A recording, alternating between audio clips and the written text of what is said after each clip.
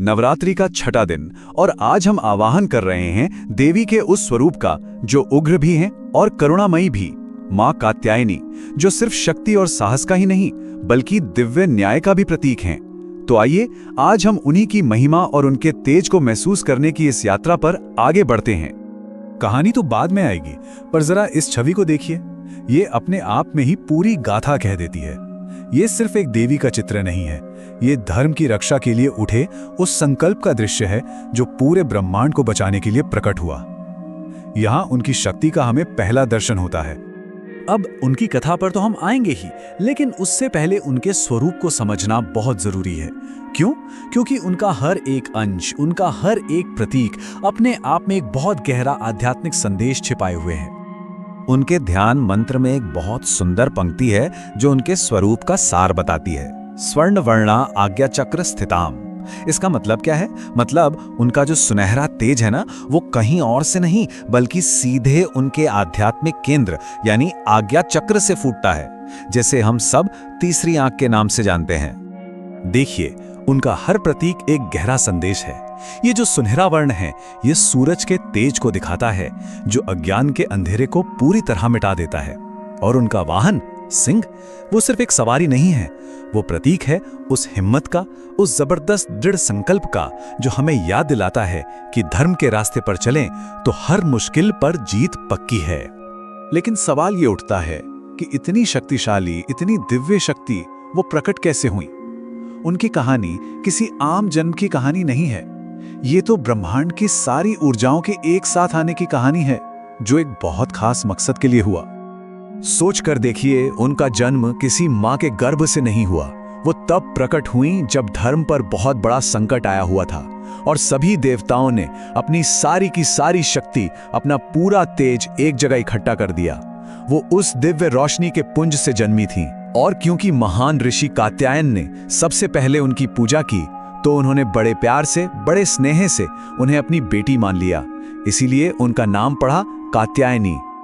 और बस इसी दिव्य जन्म के बाद आता है वो पल, वो महायुद्ध जो उनके नाम को हमेशा हमेशा के लिए अमर कर देता है और उन्हें इस ब्रह्मांड की रक्षक के तौर पर स्थापित करता है।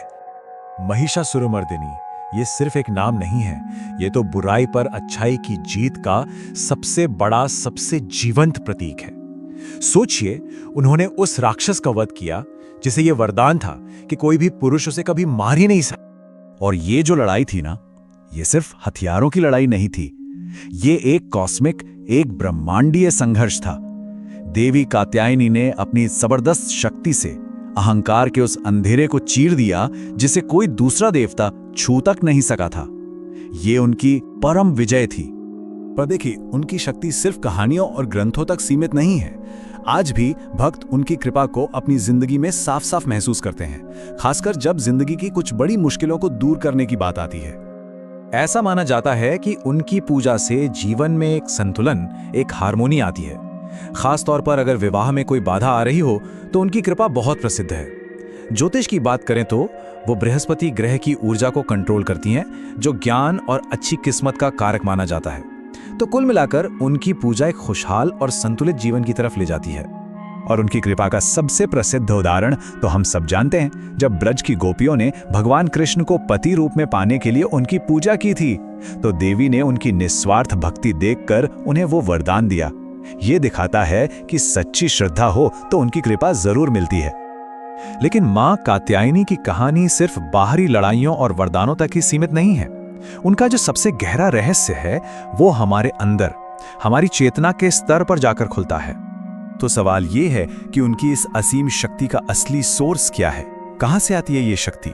और इसका जवाब उनके आध्यात्मिक स्वरूप में ही छिपा है। मां कात्यायनी आज्ञा चक्र पर राज करती हैं, जिसे हम तीसरी आंख भी कहते हैं। ये चक्र एक तरह से हमारी चेतना का दरवाजा है, और जब ये चक्र जागृत हो जाता है ना, तब हम तर्क और हमारी इंद्रियों से भी परे असली सच को देख पाते हैं। और ये एक बहुत ही गहरा रहस्य है जो कम लोग जानते हैं। उनके नाम की जो जड़ है कात्यान, उसका मतलब होता है दृष्टा या देखने वाला। वो दिव्य ऊर्जा है जो तब पैदा होती है जब कोई इंसान अपने शरीर और मन से ऊपर उठकर सिर्फ एक साक्षी बन जाता है। देवी कात्यायनी का जो क्रोध है ना, वो विनाश करने वाला नहीं है, वो शुद्ध करने वाला है। ये वो दिव्य गुस्सा है जो अन्याय के खिलाफ उठता है, अहंकार की वजह से नहीं। यही हमें सिखाता है कि गुस्से की ऊर्जा को भी पॉजिटिव तरीके से कैसे इस्तेमाल किया जा सकता है। तो महिषासुर का वध वो सिर्फ एक बाहरी घटना नहीं थी, असल में वो हर साधक के अंदर चलने वाले संघर्ष का प्रतीक है। हमारे अपने अहंकार, अज्ञान और सारी नेगेटिविटी पर जीत पाने का संघर्ष। और इस अंदरूनी लड़ाई में जीत मां की कृपा से ही मिल सकती है। तो अब जब हमने इतनी गहरी बातें जान दी हैं, तो सवाल यह है कि हम मां कात्यायनी की इस जबरदस्त ऊर्जा को अपनी रोजमर्रा की जिंदगी में कैसे ला सकते हैं। उनकी ऊर्जा को अपनी जिंदगी में उतारने का मतलब है अपनी अंतरात्मा की आवाज सुनना, उस पर भरोसा करना, अन्याय के सामने हिम्मत से खड़े होना। इसका मतलब है हर चुनौती का सामना एक उग्र करुणा के साथ करना और अपनी ही नकारात्मक ऊर्जा को अपनी सबसे बड़ी ताकत बना लेना। तो ये विश्लेषण तो यहां खत्म होता है, लेकिन सोचने का सिलसिला अब शुरू होता है। सवाल यह है कि हम सब अपने अंदर सोए हुए उस करुणामयी योद्धा को कैसे जगा सकते हैं। मां कात्यायनी की ये दिव्य और निडर ऊर्जा हमारी जिंदगी में कैसे उतर सकती है।